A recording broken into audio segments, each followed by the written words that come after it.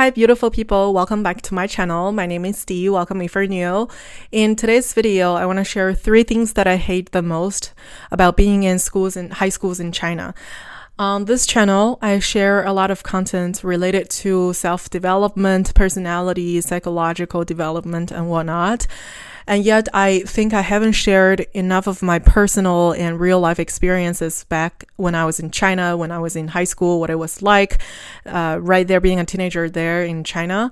I think a part of who I am was shaped because of my experience back when I was in China, and especially when I was in high school, because that was the time when I was first exposed to how cruel that society could really be and how social classes existed, even though they claimed that everybody was equal, and how corruption was so real, favoritism was running rampant. And I know it's not all negative stuff, but a lot of the negative stuff made me who I am today. Not better, not worse, but who I truly am. That's why I want to dig a little bit further into my past and share some of my past experiences. So the first thing that I really hate about being in high schools in China is that your whole value is solely based on your grade, your academic performance. Not even when you're good at extracurriculum stuff, like if you're an athlete. Quite on the contrary to what the West society thinks. In China, if you are an athlete, then you're pretty much looked down upon because you're considered the lower tier students. People would assume that you're not good at school intelligence and that you have pretty, they call it strong muscles, but very retarded brain. And that's why when I was really good at PE class, when I was really good at tracks and really good at physical activities, they in a way equate that to being stupid in the head, that I am a stupid person. And then because I wasn't like on top of my academic performance at the time, and they put you into different classes based on your test results at the beginning of each semester or each academic year, I was always sent into those mediocre or below the average classes, and therefore my old friends would look down on me and making fun of me for being at a lower tier class than they were. And I think that humiliation really stuck with me and then became a part of my baggage, because I always deep down thought I had to prove myself, prove my intelligence. Otherwise, people will never see me with respect, never treat me with respect. That really got carried on into my life later on. And even today, I have this notion in the back of my mind that I have to appear to be intelligent and I have to get into a really good school with great reputation. Otherwise, people are not going to look at me equally. And then they would just assume that I'm just living a miserable life if I'm not intelligent enough. And that was how we were shaped. That was how a lot of us in Chinese schools were taught to believe that your academic performance is everything. And another thing is that this thing called Gaokao, which is the Chinese college entrance exam, was the ultimate goal that everybody pivoted their life around in high school, because as we were told, that was the only thing that would determine our fate, our destiny. If you fail at your Gaokao exam, your whole life is basically over. Just think about it. It's basically like telling you that your whole destiny will be determined solely by your SAT score or ACT score. And that was how much pressure we were taking on. If you were to ask any Chinese person that went through Gaokao, they would tell you that was absolutely one of the most, or if not most, unforgettable time of their whole life. Whether most of it was in a negative connotation. Some people might think their life truly was changed by Gaokao and that Gaokao made their whole life better. I mean, there's a certain validity to that, because if you're from a mega poor family, but you're super smart, book smart, of course, and then through Gaokao, you go into a really top tier university, and that will open a lot of doors to you. for you that you wouldn't have had you never got into a great school through Gaokao. But the problem is that the social elites can bypass that process, that excruciating text prep, because they have the option of sending their kids overseas. When they examine your qualification for colleges, they never looked at maybe references or like extracurriculum volunteer experiences, none of that.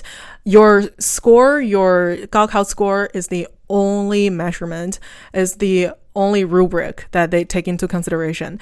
And I really thought that that was going to be my sole mission in my life.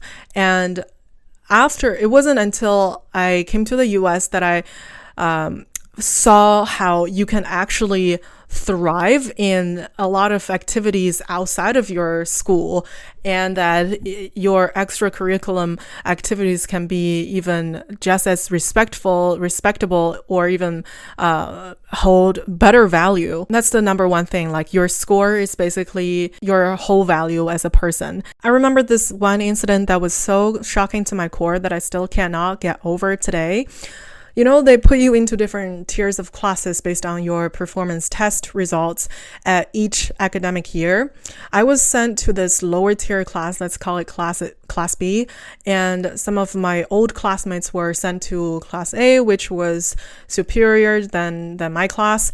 And one of my friends told me that her friend that was in class A at the time stopped hanging out with her because her teacher told her that she had a better future, and that because the teacher wanted the best for her and that the teacher saw the potentials in her, the teacher strongly advised her to stop hanging out with her old friend who was currently in my class B, and that if she were to continue hanging out with her, then her grades would probably go down, and that would probably have a negative impact on her Gaokao scores. And I don't even know where they are at today, but that incident truly opened my eyes to how ugly people can be. And in that system where everybody can only look out for their own self, everybody is basically trained to be these selfish, self-centered, self-interest pricks that judge people solely based on the things that really don't matter in real life. And then the second thing that I hate about being in Chinese high schools, were that not just high school, but schools in general, is that bribery was so common, that if you don't bribe, if your parents don't bribe the teachers at the time, you would be treated differently, worse. I remember in my high school, the main teacher from my class was so mean to me, but she was really nice to one of my friends at the time, and it never made sense to me because we were not that different. And even though she was better at the subject that she was teaching, I just really couldn't understand why she would treated us so freaking differently. And then later on, I found out through my friend that her parents were sending this teacher gold in private, gold, like legit gold. And they would send her all these tickets or just all these monetary benefits. And that's why she treated my friend so nicely. And yet my parents, they were just like genuine people. So they despised bribery, and they were just like the most authentic people. When that teacher got sick, they would send medicines to her, and they would offer to give her a ride and all that kind of small kindness stuff. But the teacher didn't think that mattered at all, because it wasn't money, it wasn't physical gold. So she would treat my classmates whose families were super mega rich or held a lot of political power locally so much better than she treated me, because I mean, even though my family wasn't doing that bad, it was just mediocre compared to my classmates, and they didn't understand bribery, the power of bribery. So that's one thing. And I remember another thing is this English teacher that I had on Teachers Day. We celebrate that in China. On Teachers Day, she sat everybody down in my class and she didn't teach us. She gave us a speech on how we were not respectful of her and her class because we didn't prepare an expensive gift for her on that Teachers Day. And then she compared us with an adjacent class who sent their teacher a very extravagant gift. And she lectured us on the value of being a good student and being grateful to their teachers. So that was disgusting. And quite frankly, it wasn't until recently that I was able to figure out and connect all the dots on why I, along with my other friends who were just more simplistic and authentic, were treated so much more poorly than my stuck up and snobbish, richer classmates. After I saw all the tragic events coming out of China. And that's why I hold a lot of grudges to my old high school, my just overall experience in China. I just cannot forgive people for corrupting children like that, for forcing children into more self-centered and snobbish little pieces of shit. So that might be a little extreme, but from my experience, that's how I feel about this whole thing. That led to the third thing that I hated the most about being in high schools in China is the industrial nature of that education system. It imitates more like a factory or a prison than just an educational system. It aims at producing factory quality, factory ready workers or corporate ready workers, docile, punctual, and emotionless. They are just unempathetic. They are forced into becoming more cookie cutter. And if you are any out of the norm, you will be corrected. And you're always in this fear of being different.